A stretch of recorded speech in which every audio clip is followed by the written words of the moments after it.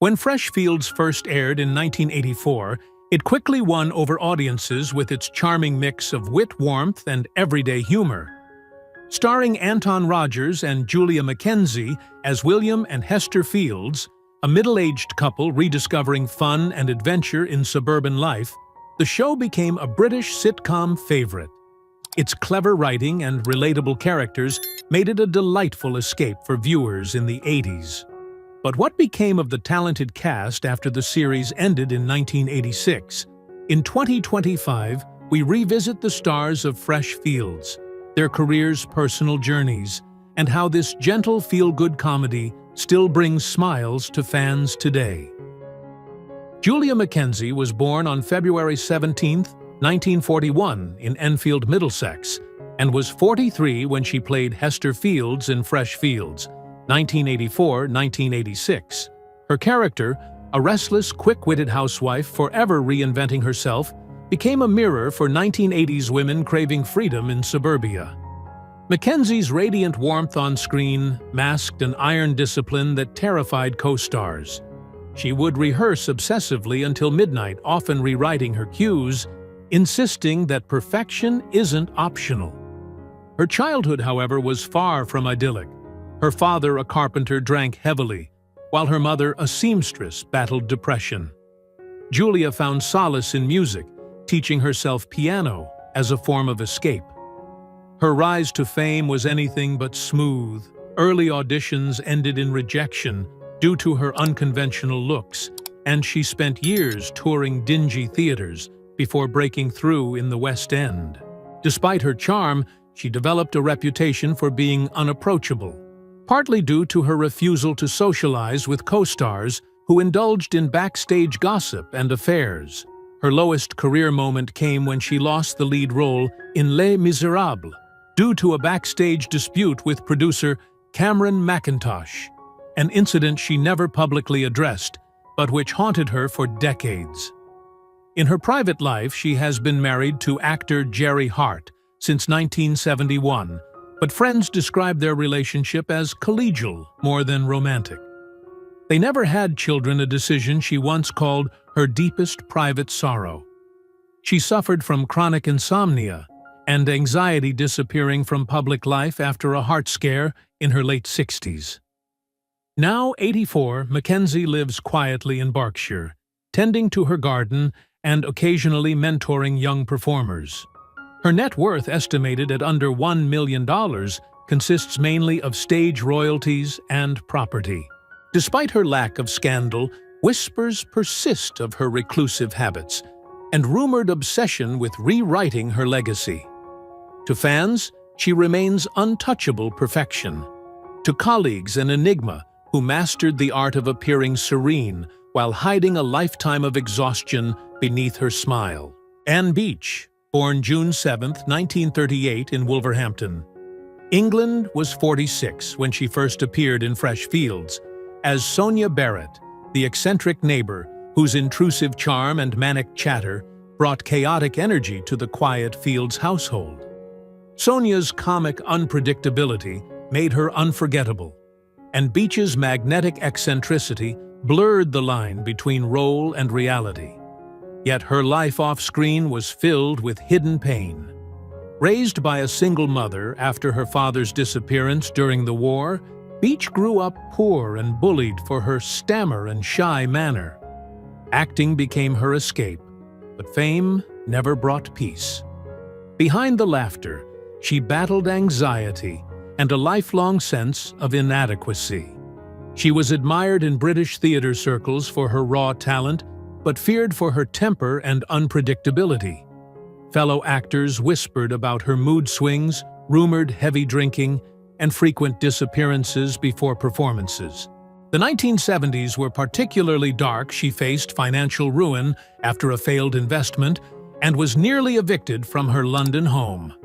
Her marriage was brief and unhappy, and though she adored her daughter actress Charlotte Coleman, their relationship was tumultuous, strained by Beach's emotional distance and mental instability. The sudden death of Charlotte in 2001 devastated her completely. She withdrew from public life, refusing interviews and cutting off old friends. Her reclusive years were marked by chronic illness and solitude, sustained only by residuals and small voice acting roles. Beach passed away quietly on March 9, 2017, at the age of 78. Her modest estate, worth around $3 million, reflected a lifetime of careful saving and modest living. To the world, she was Sonia, vibrant, strange, impossible to forget. But in truth, Anne Beach was a woman who lived behind a curtain of laughter that barely concealed the deep fractures beneath. Anton Rogers was born on January 10, 1933 in London, England, and took on the role of William Fields in Freshfields in 1984 at the age of 51. His portrayal of the mild-mannered middle-class husband caught between love and exasperation with his wife Hester's endless enthusiasm became one of British television's most beloved performances. William was the archetype of quiet British restraint, sarcastic yet deeply loyal, making Rogers a household name. But beyond the camera, Rogers's life was less serene. His early years were overshadowed by emotional neglect and the trauma of World War II. His father's rigid temperament left him yearning for approval. He never received a wound that haunted his adult relationships. The polished exterior hid insecurities and perfectionist obsessions that made him notoriously demanding on set. Directors often complained of his rewriting scenes to improve the script, leading to several professional clashes. His biggest career setback came in the early 1970s, when he was dropped from a major West End production for publicly insulting the producer during rehearsals, an incident that temporarily destroyed his reputation. Though married to actress Elizabeth Garvey, rumors persisted of secret affairs with co-stars and his domineering temper at home. Despite his outward charm, friends recalled long periods of self-imposed isolation, bouts of depression and guilt over neglecting his children from a previous marriage. By his 60s, health issues linked to stress and heavy drinking began to plague him, though he continued working out of both pride and fear of irrelevance. Rogers died suddenly of a heart attack on December 1, 2007, in Berkshire at 74. His estate, valued around $2.3 million, included a country home, investments in theater royalties, and an extensive art collection. Behind the calm humor of William Fields lay a man who lived under relentless pressure to perform, to control, to be seen as perfect, until the act consumed him. Margaret Courtenay was born on November 14, 1923 in Cardiff, Wales, and was 61 when she appeared in Freshfields as the imperious Mrs. Margaret Richardson, the snobbish, domineering neighbor who turned polite suburban exchanges into psychological warfare. Her character's acid wit and suffocating vanity were unforgettable, drawing laughter and resentment in equal measure. Behind the sharp lines, however, lay a woman whose own life was forged in emotional brutality. Courtenay grew up amid poverty and violence. Her father, a failed dock worker with a violent temper, drank heavily, and her mother fled when she was 10. Shuffled among relatives, she developed an early mastery of control and intimidation, a shield against humiliation that became the hallmark of her stage presence. Her rise to theatrical prominence was meteoric, but turbulent. Known for her commanding contralto and perfectionist drive, Courtenay often terrorized her co-stars, reducing some to tears during rehearsals. In private, she oscillated between icy aloofness and explosive despair, numbing her loneliness with alcohol and sleeping pills. Her professional zenith came in 1976, when she won the Laurence Olivier Award, but her triumph was overshadowed by scandal. A public feud with a director whom she accused of theatrical illiteracy, leading to her being quietly blacklisted by several London companies. Though she maintained a reputation as one of the great stage voices of her generation, her health and finances deteriorated in the 1980s. Her relationships were fleeting affairs with married men, a rumored illegitimate child she never publicly acknowledged, and deepening estrangement from her family. In her final decade, she lived at Denville Hall, surrounded by other retired performers, often chain-smoking in solitude, replaying her old triumphs in her mind. Courtenay died of cancer on February 15, 1996, at age 72.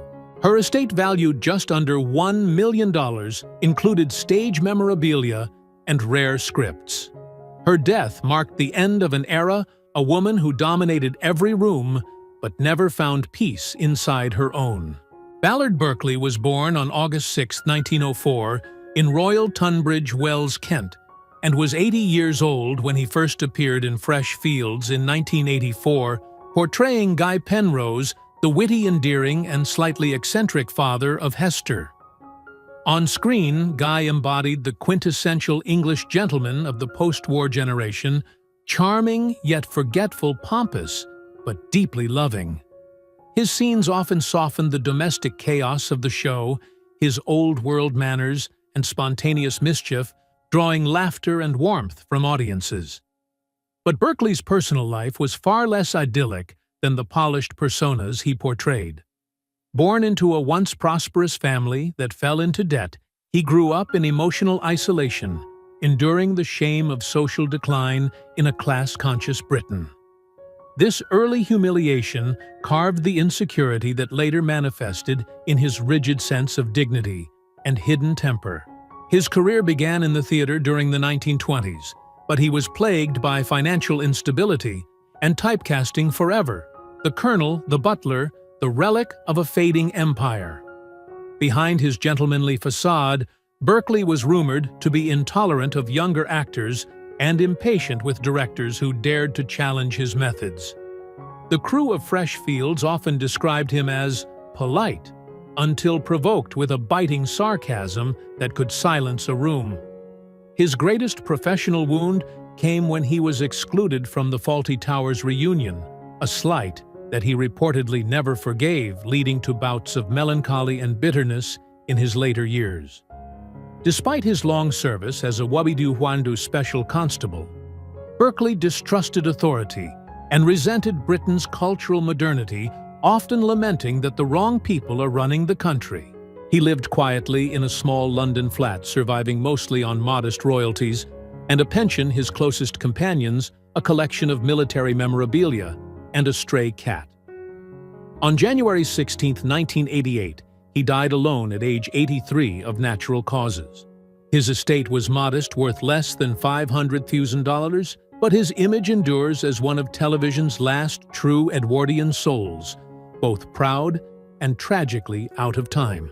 Fanny Rowe, born June 26, 1913, in Preston, Lancashire, was 71 when she joined Fresh Fields as Nancy Penrose Hester's poised and manipulative mother, whose biting remarks and dignified wit embodied the class tensions of 1980s Britain. Nancy's elegance masked a steely self-interest that gave the show its generational edge, and Rowe delivered it with flawless restraint. Off-screen, however, she was a paradox of grace and cold ambition. Raised in a conservative Methodist family that disapproved of theater, Rowe defied her parents by running away to study acting in London, enduring years of poverty, living in rented rooms, and performing unpaid until her big break. Her marriage to actor Clive Morton was both her salvation and torment. His serial infidelities humiliated her publicly, yet she refused to leave, fearing scandal would end her career. Colleagues described her as sharp, proud, and often cruelly dismissive of younger actresses, seeing them as threats to her fragile status. In private, she battled loneliness, insomnia, and a quiet dependence on sleeping pills. Her biggest humiliation came in 1968, when she was replaced days before a major theater premiere due to uncooperative behavior sparking gossip that she was impossible to direct. Though Fresh Fields revived her visibility, Rowe's health declined rapidly from the mid-1980s as she struggled with arthritis and depression following her husband's death.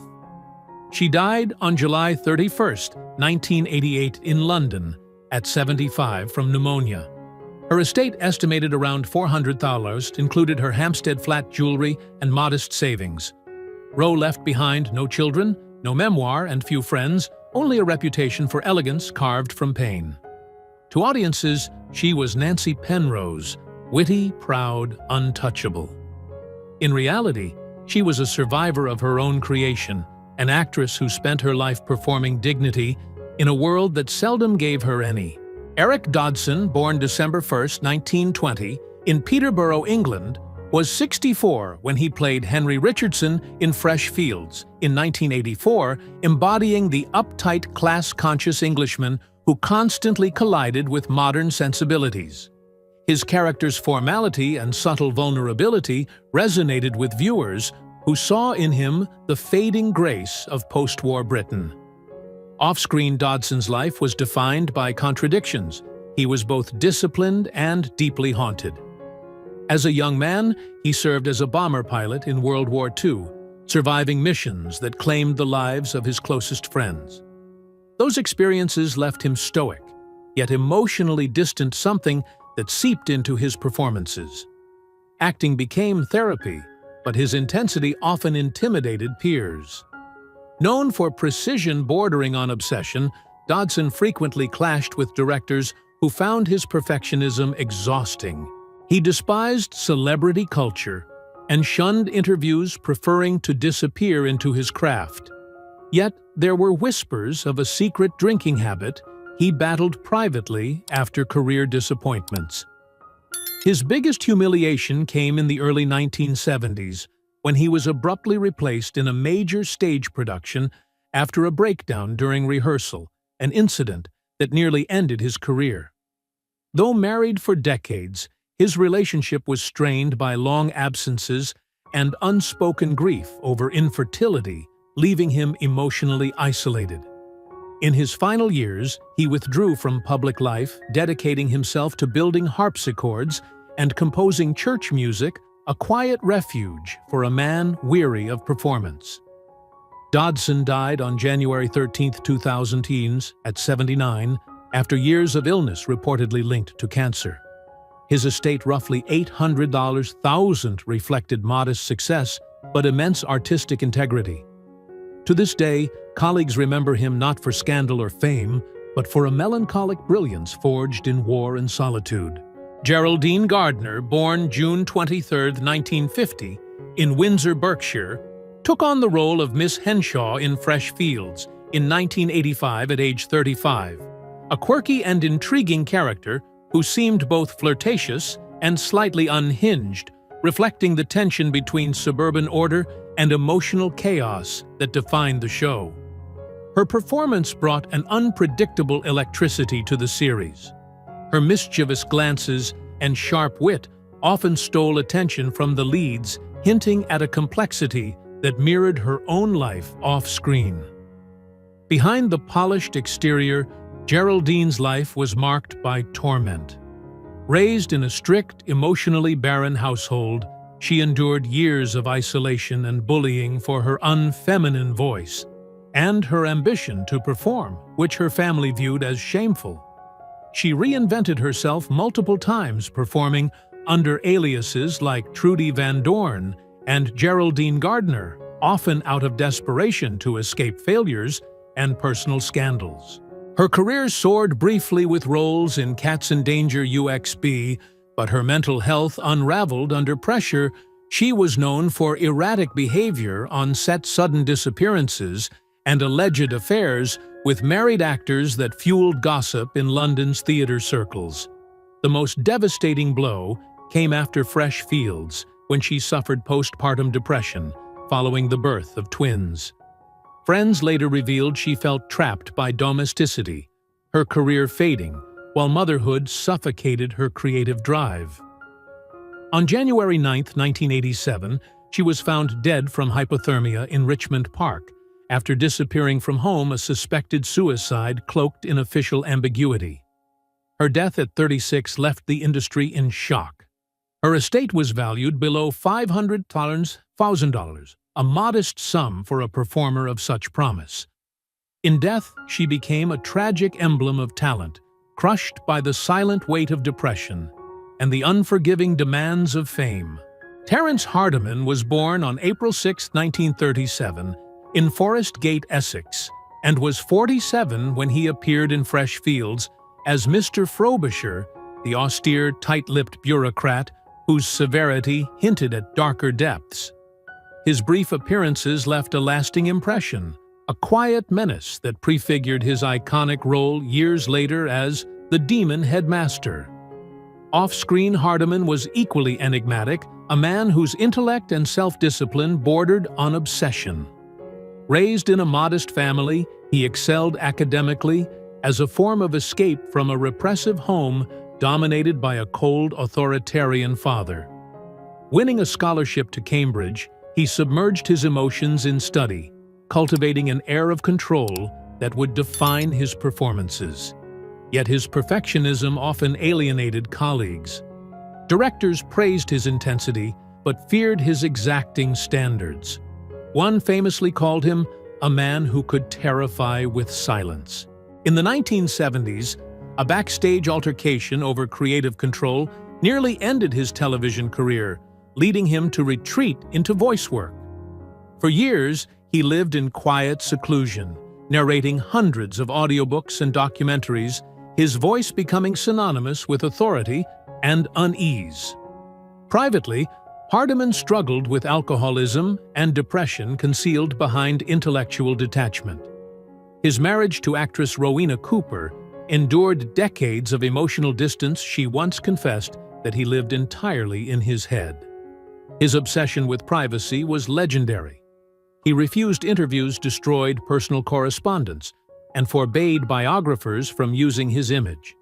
Despite this, he remained a revered figure, his aura of mystery enhancing his later fame. In his later years, Hardiman enjoyed a late-career revival, finding joy in mentoring young actors, though he remained haunted by regret over lost roles and friendships. He died peacefully at home in Suffolk on April 18, 2023, aged 86. His estate, valued at just over $2 million, included literary collections, antique furniture, and a country home. His legacy endures as that of an actor who mastered the art of restraint, his darkness, discipline, and detachment forming the heart of his brilliance. Bruce Montague was born on March 24, 1939, in Deal, Kent, England, and was 45 when he appeared in Fresh Fields 1984 as the eccentric Abdul Khan. The character, though minor, became one of the show's secret weapons, his flamboyant wit and unpredictable energy injecting chaos into the field's orderly suburban life. Viewers adored his quick humor, but few knew that Montague often rewrote his own lines on set, sparking frequent clashes with directors who accused him of undermining the show's rhythm. Raised in a family crippled by debt and domestic violence, young Bruce used humor as armor, performing impressions of his father's drunken outbursts to make classmates laugh, even as he carried bruises hidden beneath his uniform. His acting career began on stage, but years of rejection left him embittered. He was expelled from one theater company for berating a co-star during rehearsal. In the late 1970s, his reputation for arrogance and heavy drinking spread, leading to a near blacklisting from the BBC. His lowest moment came during a disastrous live performance of No Sex, Please, We're British, where he forgot entire scenes and had to be physically led off stage. Behind his confident persona lay insecurity and financial chaos. He lost much of his earnings in a failed investment scheme involving a fraudulent theater fund.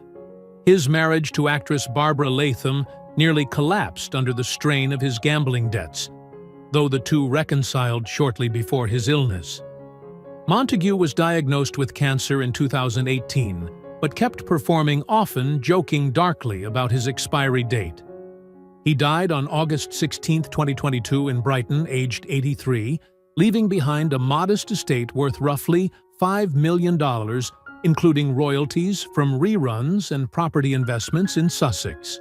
Though his name rarely surfaces today, colleagues remember him as both brilliant and impossible, a man driven by a need for applause that no amount of fame could ever satisfy.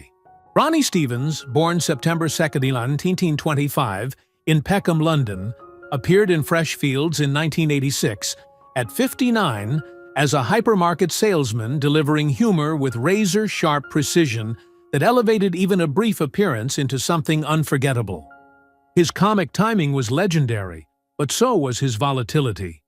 Stevens's childhood was marked by poverty and humiliation.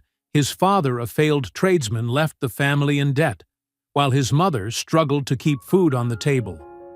These early hardships bred in him a restless ambition and a fragile ego. After serving in World War II, he turned to acting as both escape and reinvention, quickly gaining fame for his wit and versatility. Yet behind the laughter lay self-destruction, gambling addictions, rumored affairs, and explosive arguments with directors became his trademark. He was fired from a BBC sketch show in the late 1970s after a backstage fight, and his reputation for being difficult followed him for years. Despite this, his talent kept him in demand. He balanced theater, radio, and television while privately battling depression and heavy drinking. His marriage endured public scandal after his infidelity was exposed in tabloids, though the couple reconciled late in life. The death of his wife in the 1990s broke him completely. He withdrew from acting and devoted himself to teaching young performers, warning them of the industry's cruelty. Stevens's final years were quiet, but lonely, marked by heart problems and a dwindling circle of friends. He died on November 11, 2006, at 81 from heart failure. His net worth, estimated around $2 million, came from decades of steady work and property investments. Yet his legacy is bittersweet. A man who made millions laugh while fighting inner despair, a comedian whose laughter was always a little too loud to be real. Timothy Carlton was born on October 4, 1939, in Reading, England, and was 45 when he took on the role of Mr. Highsmith in Fresh Fields. His character was the embodiment of dry English sophistication, meticulous, polite, but tinged with an undercurrent of insecurity that only an actor of Carlton's subtlety could convey. Behind the calm exterior, however, lay a man constantly wrestling with his own doubts. Born into a middle-class family, struggling to maintain appearances, Carlton grew up in the shadow of post-war austerity, with parents who valued discipline over affection. His early attempts to join the stage were met with skepticism. Agents told him he was too reserved and lacked charisma. Years of rejections eroded his confidence until he found redemption in the theater, where he developed a reputation for methodical preparation and intellectual rigor. Yet his career was marked by disappointment. He was replaced last minute in a major BBC drama for being too cold on camera, an event that haunted him for decades. Though outwardly dignified, he was rumored to clash with directors who found his perfectionism insufferable. His marriage to actress Wanda Ventham was long but often strained by separations and the shadow of his more famous son, Benedict Cumberbatch. Carlton reportedly struggled with resentment over being referred to as Benedict's father, despite having mentored his son in acting.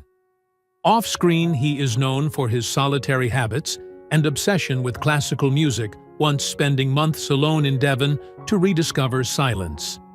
At 85, he lives quietly in London, mostly retired, and is worth around $900,000, a modest sum compared to his son's fortune, but symbolic of a man who always valued artistry over celebrity. Carlton remains a figure of quiet integrity and faded grandeur, a reminder of a generation of actors for whom restraint was both a craft and a curse. Stephanie Cole was born on October 5, 1941, in Solihull, England, and was 45 when she portrayed Mrs. Robertson in Fresh Fields in 1986. Her character, the bossy yet oddly charming neighbor, became one of those unforgettable sitcom figures who could both irritate and amuse in the same breath. Audiences loved her sardonic wit and razor-sharp timing, which perfectly balanced the show's domestic warmth with subtle social commentary. But Cole's brilliance was hard-won. Her early years were marked by loss and emotional neglect. Raised by a father she once described as a man allergic to affection, she found escape only in theater. At boarding school, she endured relentless bullying for her appearance and stammer experiences that fueled the steely resilience later seen in her performances. Her career was a battlefield. Typecast as the formidable old woman before she even turned 50, she fought producers over creative control and was branded temperamental in the press. A nervous breakdown in 1978 nearly ended her career, compounded by a struggle with alcohol dependency and bouts of severe depression. Yet her comeback in Waiting for God proved her unmatched range. Personally, Cole never married, claiming she preferred solitude to disappointment in a shared bed. She suffered several miscarriages in her youth and admitted that the loss left her permanently changed. In her later years, she endured the deaths of many close friends, retreating from the public eye to live in Bristol, where she paints and tends her garden. Now 84, she lives modestly, her net worth hovering around $800,000, sustained by royalties and the occasional theater revival. Despite her struggles, Cole remains one of Britain's most authentic comedic treasures, a woman whose fragility and fire coexist in perfect balance, leaving behind a legacy of fearless honesty. Rebecca Lacey was born on April 20, 1965, in Watford, England, and was only 19 when she appeared as the maid in Fresh Fields. Though her role was small, she brought to it an understated charm that hinted at the depth she would later display in her long career. The daughter of actor Ronald Lacey, she inherited both his talent and his demons. Her childhood was turbulent, her father's erratic behavior fueled by alcoholism, and bouts of paranoia cast long shadows over her formative years. She spent much of her youth caring for him while simultaneously fearing the same instability might one day consume her. Determined to prove herself as more than her father's legacy, she trained at RADA, where she excelled, but clashed with instructors who found her too intense. Her breakthrough came with Casualty, but fame brought new challenges. She was outspoken about sexism in the British television industry, leading to rumors that she was difficult to work with. A disastrous affair with a married co-star in the 1990s made her a brief tabloid target, something she later described as humiliating and educational. Despite this, she rebuilt her reputation through hard work and emotional depth on stage and screen. Her marriage in 2004 offered stability, though she admitted to long bouts of depression after her father's death, which she described as both a relief and a wound. Financially savvy, she invested early in property around Brighton, which now forms the backbone of her estimated $5 million fortune. At 60, Rebecca lives quietly with her family, balancing motherhood with theater work and teaching acting. Her life, though marked by inherited chaos, stands as a quiet triumph, a testament to endurance, artistry, and the refusal to be defined by another's darkness. Thank you for joining us on this nostalgic journey through classic television history.